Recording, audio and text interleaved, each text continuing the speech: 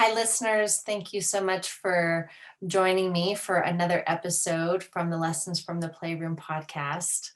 I feel very blessed and very honored to have with me someone that I have been really looking forward to having a conversation with for many, many, many years. Our first interaction, even though it wasn't directly, there was a sort of a kindred spirit connection that an immediate, I want to know you. And this moment and this conversation feels like a long time in the making. I am welcoming today Marie José Dhaese, who is in Canada, although not originally from Canada. She's from France.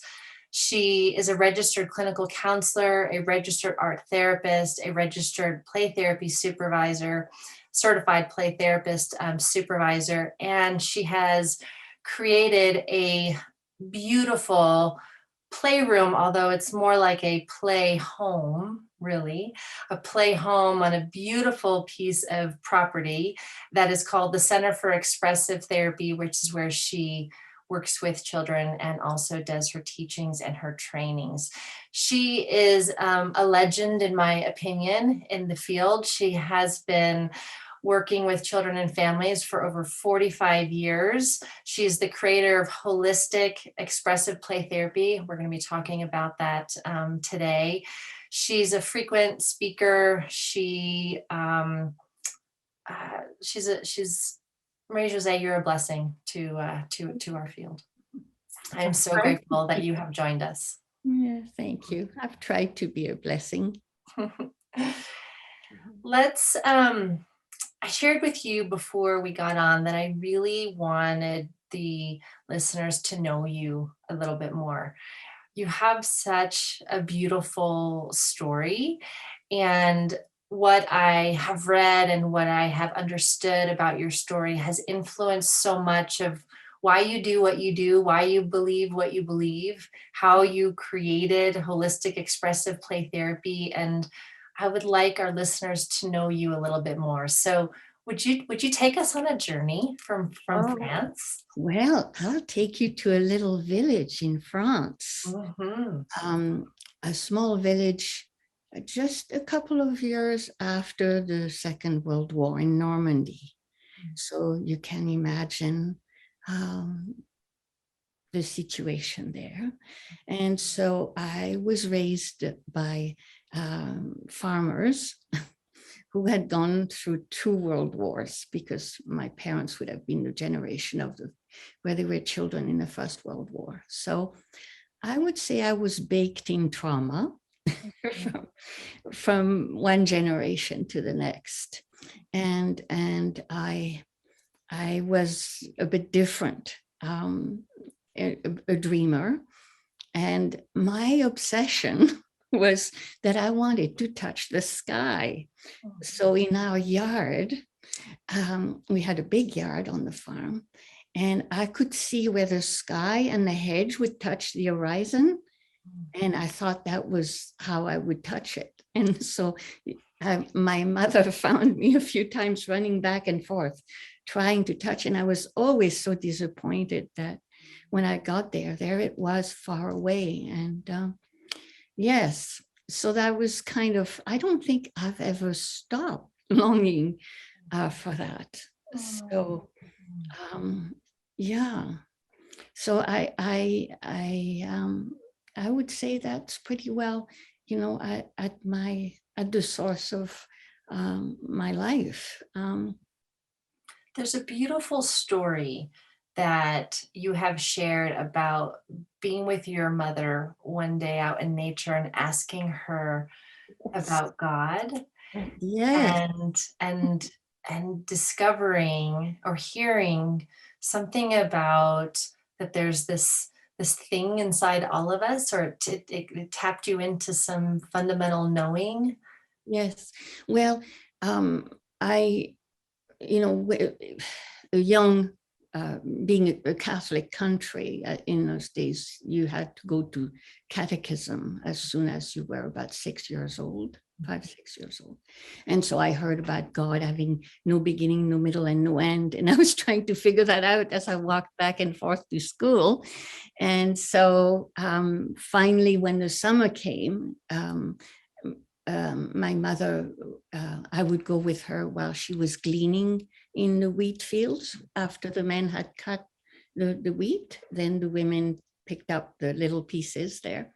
And finally, we had a bit of time. It was very hot. And I sat by her side and I asked her where God was. And what she did, and I'll never forget, she picked up the sheath of wheat, one of the ones, took out a seed, took out the cover, and showed me the seed with that little white dot. And she said, that's where God is. Yeah. And so for me, my whole approach is based on seeing each and every one of us being a different kind of seed, and that we have that life force and that drive to grow towards the light. And it's a very powerful force. And I, all my life, I've always looked for plants that grow like through rocks and asphalt. And so to me, that's what I focus on, is helping people wake up that force inside them, because so that that's what I try to engage. And that's what I've seen, until you can engage it, unless you see it in the other. It has been so buried for a lot of the children that I see, that it makes a huge difference because they see it in your eyes. Yeah. What do you think it was that has drawn you to really focusing on children who've really gone through a lot? Well, well, I, you can imagine that. I'll see. It's very rare that anybody with my background in my generation would leave the village and manage to go and get an education and went to boarding school. So as soon as I was able to, I went to university as first, which was quite rare for anybody in my background. And as soon as I could, I started wanting to get away and travel. So you can imagine that being a young woman in 1966, 67, 68, 68, I landed in Champaign-Urbana, Illinois to teach French. I had a few adventures, starting from my childhood, and obviously the kind of people that I would be drawn to as well. And so I had a big crash eventually where I had to be hospitalized. I traveled through about England, the US, and then Canada. And that's where I started, it caught up with me basically. And I knew I wanted to heal myself. And in that search to heal myself, I realized this is what I want to do. And I discovered, somehow there was a part of me that would know what to do in some cases to be there. So I've always worked on myself as well as developed my work at the same time. Yeah. One of the things that has struck me profoundly by the way that you approach working with children and with families is this sense of really providing them the experiences that they did not have, or providing them a real sense of repair, or a sense of a new experience. I love it so much when I hear stories, or when I hear and I've read you talk about even basic things like if a child doesn't have food, you start with food. If a child, whatever they're missing, right? You start and you build up the nurturing, build up the positive experiences. I don't necessarily think that that's the way many play therapists start. I think that it almost feels like you start one step even further back. Even your center that you have, it being more like a home, and what that offers for a child to experience. I would love for you to share a little bit about how you have created what you've created, and a little bit about holistic expressive play therapy. But there's something really unique and special about the way that you approach it in a really profound healing kind of a way. Well, what I try, my first, what I see it as essential to always start where the person is at in their primary need. So whatever that might be, that's where we're gonna take care of that. But also they need to feel valued and seen. You cannot feel connected without being seen. And it's the being seen that I focus on, and the sensing of what that primary need is, and then providing it. So my first years in this field, I worked in a treatment center for adolescents, and that was sink or swim, let me tell you. Yeah. And so I learned that therapy could be done anywhere at 3:00 in the morning when there's an earthquake. You have to comfort them, or it could be in the kitchen, or it could be while you're driving somewhere. Or so by the time I moved on to working with children, which is what I really wanted to do, I didn't have anybody to tell me what I could do and not do, because there wasn't anything where I was. So I continued, to see what the child needed. And then if I didn't have it, next time I would have it. And it worked. And that's how I built everything I have. Yeah. There's just something in that feels so different to me about the way a lot of play therapists approach play therapy. Because what I'm hearing you say, it's not about a protocol. It's not about an intervention. It's not about, you're not even saying play therapy is this and it's not this. What I'm hearing you say is just taking a walk outside is therapy. Right. Getting a glass of water together is therapy. Having someone lie down and put a blanket on them because they're tired is therapy. Having someone spend time playing with your dog is therapy. And I think that's what I find so beautiful, is you're not putting therapy in a container. Well, therapy, I'm healing is what is important to me. And I think they're different. Yeah.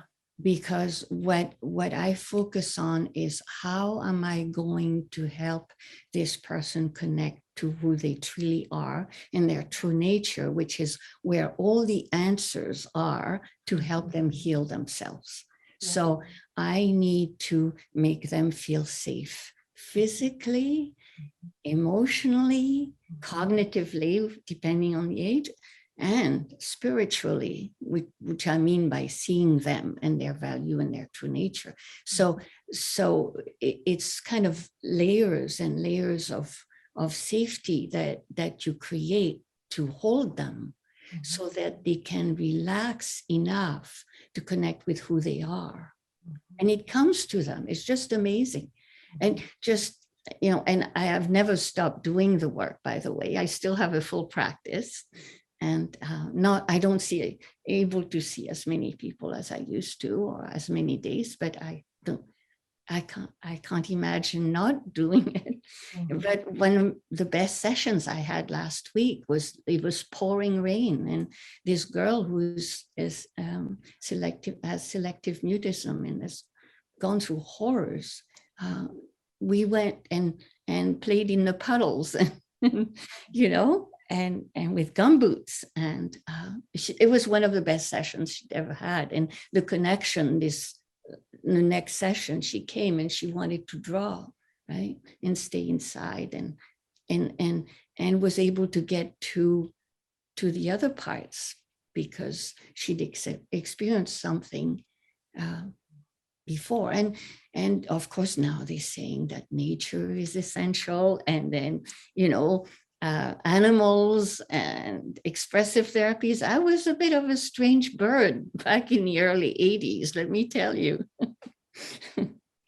Yeah. You keep using this word safety. I'm curious, if you had to define that, how would you actually define what safety is or what it feels like? More than anything, I think it's to feel received and connected with someone. Mm-hmm. So safety in the presence of another.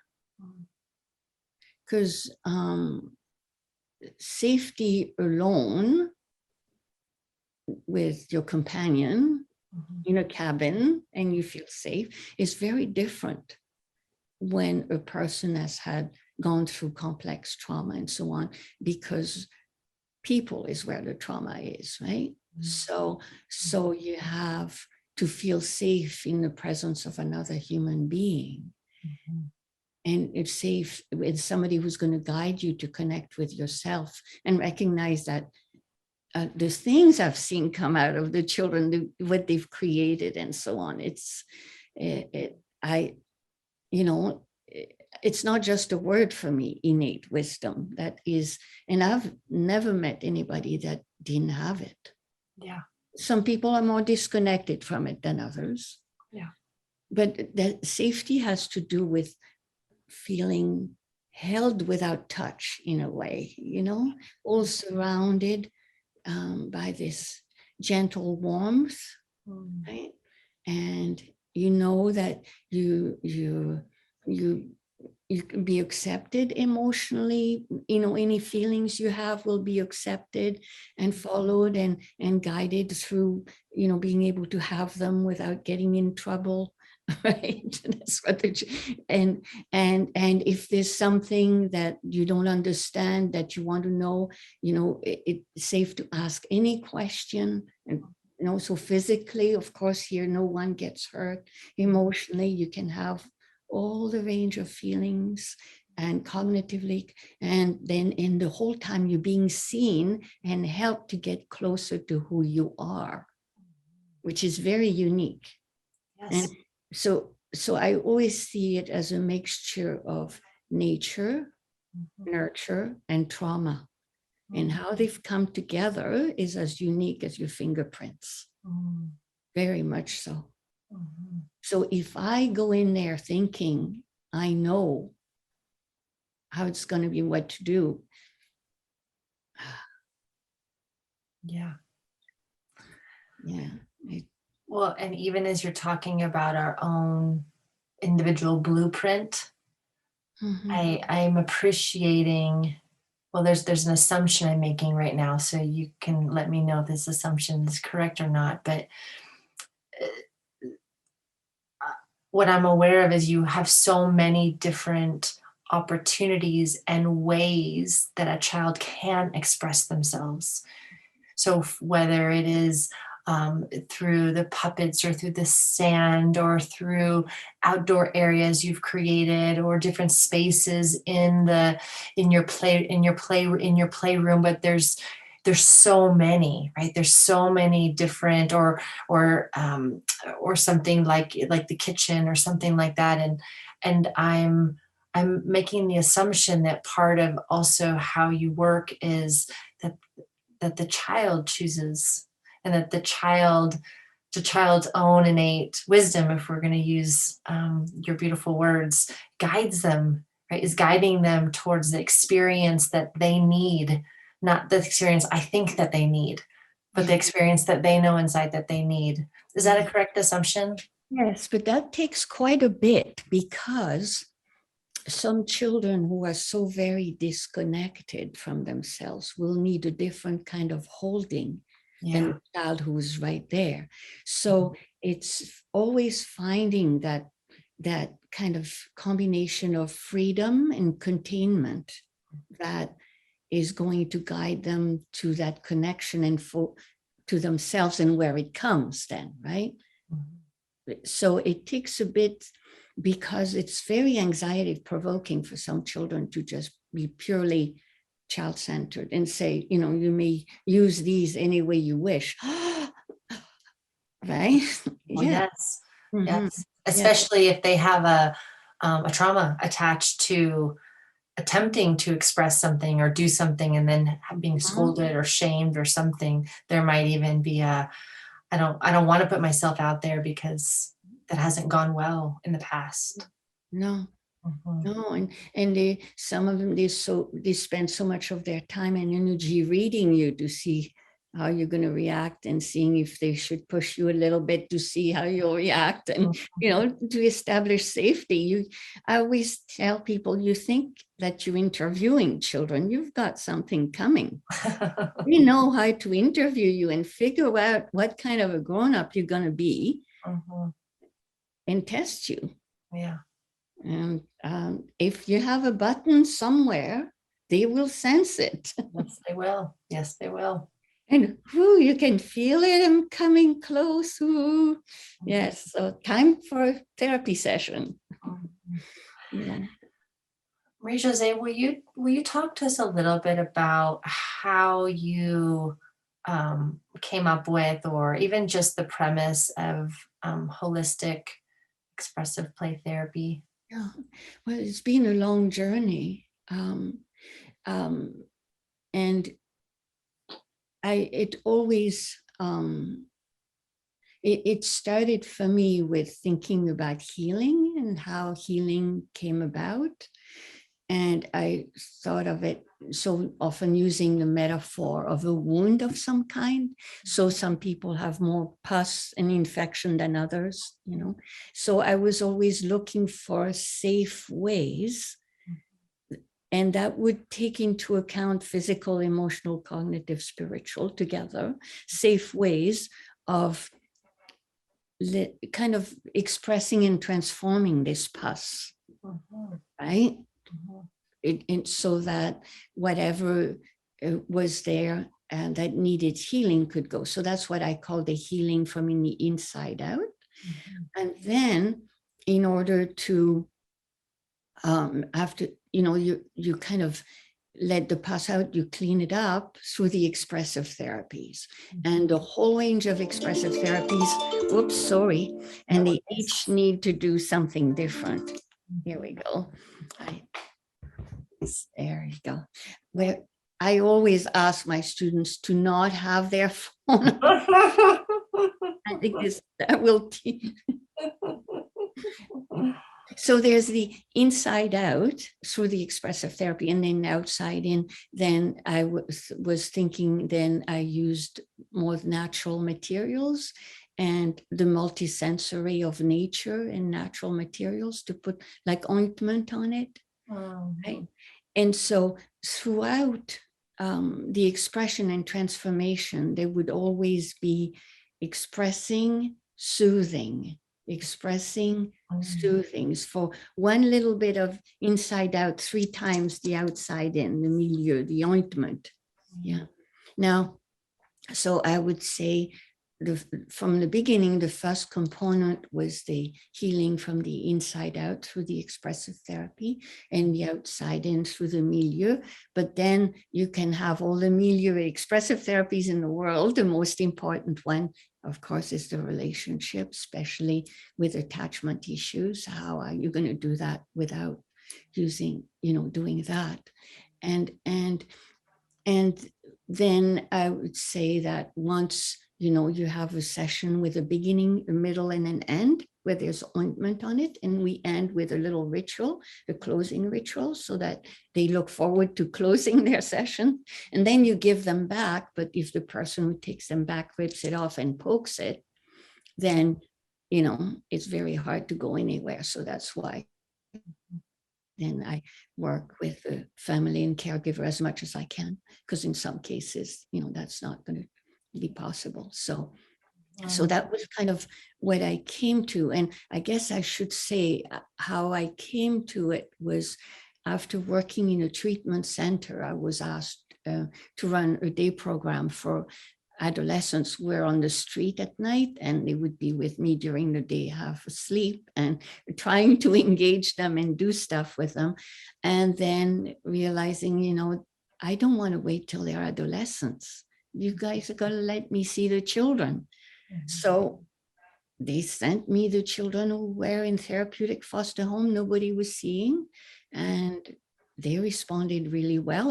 It was a matter of us, we developed it together. Like with each one, I would discover what helped them feel more relaxed and open and their own way of expression. And I started by being an art therapist, but I soon found that, most kids were not at the stage where they were able to draw or wanted to draw. So then I looked for other ways of making imagery. And I used to take them to the ocean a lot, like Vancouver, 1980. Oh my God. He gave me a car so I could drive to Jericho Beach, and you have like sand to walk barefoot, and I saw how the sand and the water made such a difference to them. And eventually I had too many children coming, so I didn't have time to drive to the beach. And so I had them make me a box, an outdoor sandbox, and then used some of the things we gathered because, I just had seashells and feathers and driftwood, that kind of thing. And I got into kayaking in those days too. So, and not with the children though, on my yeah. And then we made images in, outside in the sandbox. And I was surprised with some of the things that were starting to happen. I could see some images emerging, and I always used photography in those days to make them an album of memories with the things they'd made and so on. And I could see there was like a pattern in this. And, we also have a lot of rain. So sometimes we couldn't go outside in the sandbox outside. So the children, asked for it when they came. And I said, well, I'm sorry, I don't have a sandbox outside. And they said, well, why not? I said, yeah, why not? Fun. And so I went to the photography store, Lens and Shutters, and got a photography tray and got some sand from Jericho Beach and cooked it at my house. And I'm telling you, it smells, and washed it and everything, because it smells way worse if you don't cook it. And that's how it all started and continued on. And eventually the program I was running was shut down. And so I had the choice to become a social worker or quit. And I said I would quit and try and do it in my basement, in my little house in East Vancouver. And then I went back to university, to UBC, where I had come at first to teach French. And I went in the master's program, and I met John Allen, who was there. And he said, wow, what are you doing? He liked to see what I was doing. And then he said, there is a woman in Switzerland. Her name's Dora Kauf, and she does stuff like this. You should look her up. And so I found that Dora Kauf existed, but she was not happy to be, when I told her I'd been told I was doing sand play. Said, how dare you? You weren't trained with me. So I never went to Dora Kauf because she was so unpleasant. And I continued with developing my own way, which I teach now. Yeah. So now you have a story. Yeah. Well, it's beautiful. And it so highlights the phrase that I loved when you said, well, we built it together. that Oh, yes. what you built it with, the Oh, kids. oh, Right, you built it alongside, and here's an experience of them saying, "Well, why don't you have it?" And you say, "I don't know." "Yes, of course." And let's create it. And oh, there's yeah. such a felt sense in that for me when I hear you say it. And it's such a for me, it's such a visceral felt sense of what you mean when you say meet the child where they're at, and how do I attend to something that needs something or would like a particular experience, and how that can create safety and help them feel seen. So it's beautiful. I feel it in my heart as you're describing it.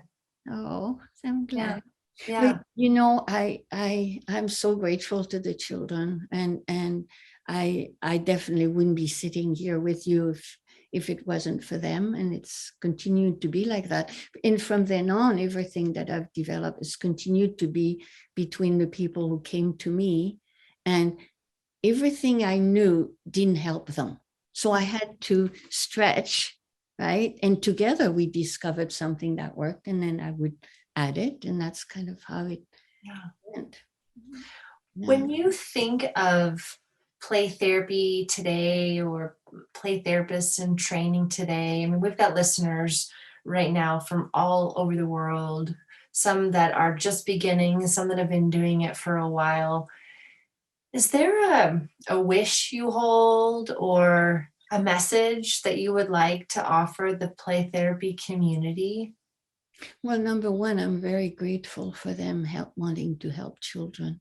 Mm, And I hope that they never lose that love and mhm, why they're doing it.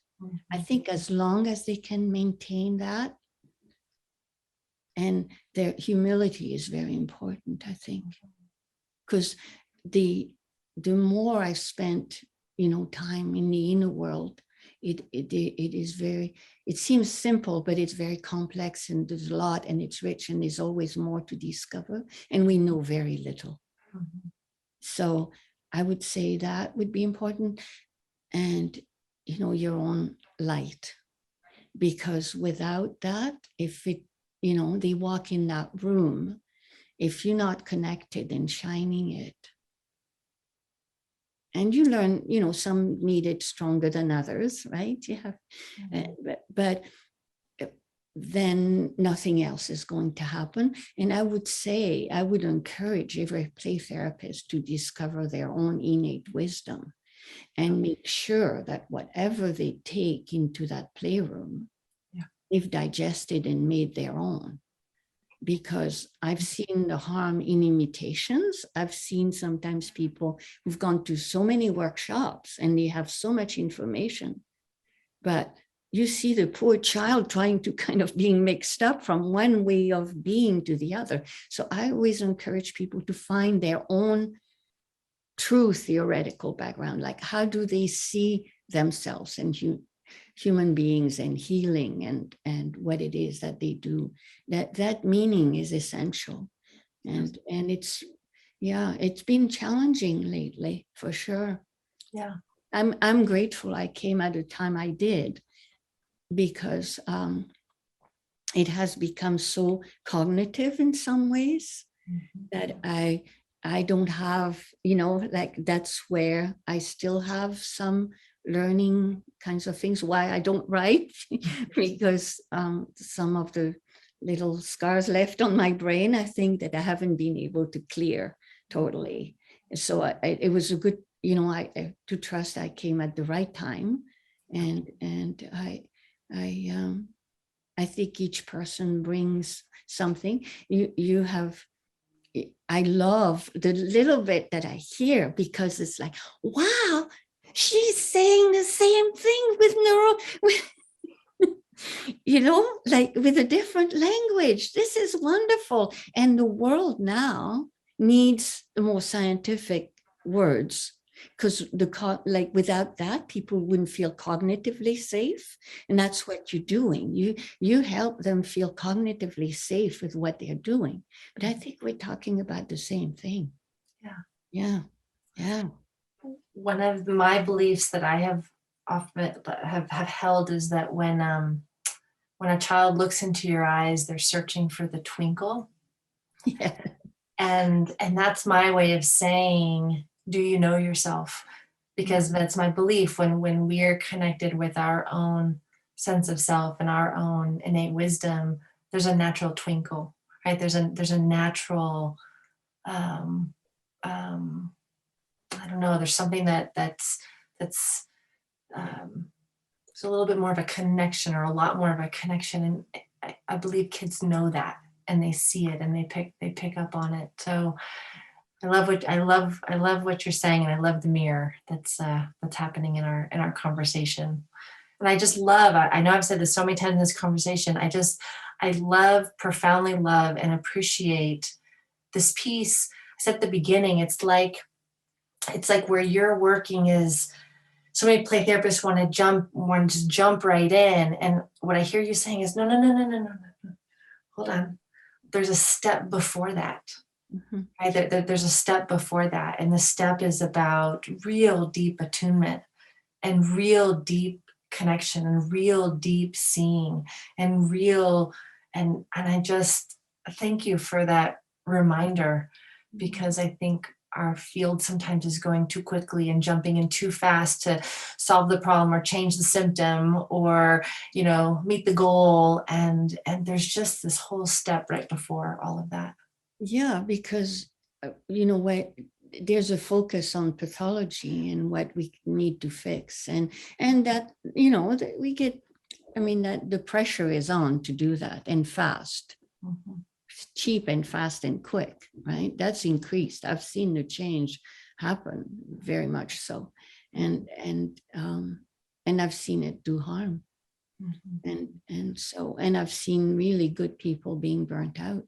Like so many people that I taught, because I've been sharing this stuff for over 35 years now, maybe more. And a lot of them have retired and burnt out, or because of, well, without that connection to ourselves, this world is impossible to manage. And there's great depression and disconnection. And of course, I personally, I go, I'm never always sparkly or connected. I'm still looking for that connection, like I don't know anyone who has it all the time. Exactly. But that's, that's a primary one. It is. Yeah. Well, this has just been beautiful. So appreciate the connection and appreciate knowing you a bit more. And I just love that. Come to Vancouver. I am going to come to Vancouver, and I'm going to come say hi to you, and I'm going to come spend some time with you directly. That is going to happen. I would love for listeners. I was noticing, is that your dog in the background? Yeah, she's been sleeping. She finds these because this is where I sit when I do online sessions, right here, because of COVID and all that, and she is really missing seeing people in person, which I do again now. But yes. Yeah. Can you give us your website so that the listeners can go and learn more about you and see what you're doing? Okay, so it's www.centerforexpressivetherapy.com. So that's pretty simple. And even if you spell it center with an R or ER, it will show up. Yeah. And there's a tour of my garden and my playroom, and right, it doesn't look as beautiful right this moment because it's late fall here. So, and listeners, I'm going to really encourage you to go to her website and to get a feeling of her website, and to watch the little video that takes you around what she has created, because I think it'll take this conversation and bring it even to another depth, and possibly give you some ideas or some inspiration, or if nothing else, to leave you reflecting on what's possible, because you really have created something that it's quite magical. It's quite extraordinary. I know if I was a child, I would want to go and spend time with Grown you. up here too. I I see would people. want I I would want to come and spend time in what you have co-created with your children. Um, And I want to say I work with adults and adolescents also, Beautiful. so they love it too. But one thing I would like to say is I am older. I will soon be 75 years old, and I am always looking for young ones that I can pass on to what I have learned so that they can take it the next step. So I just want to say that I'm putting it out there because I, yeah, I would love to be able uh, to share what I know, like what I've learned, um, because it will be helpful. I'm at the end of my career, so I'm not looking for a career, but I just really would like to be able to pass it on. And so I'm really grateful for this interview and you asking me. Yeah. It feels wonderful to be able to give what you've been given. Yeah. Thank you so much. And on behalf of all the kids and families that you have helped over the many, many, many years, thank you. Thank you. Yeah. Listeners, wherever you are in the world, I invite you to take a deep breath. I invite you to ground. I invite you to connect with yourself for a minute. Take care of yourselves, everyone. You're the most important toy in the playroom. Until next time.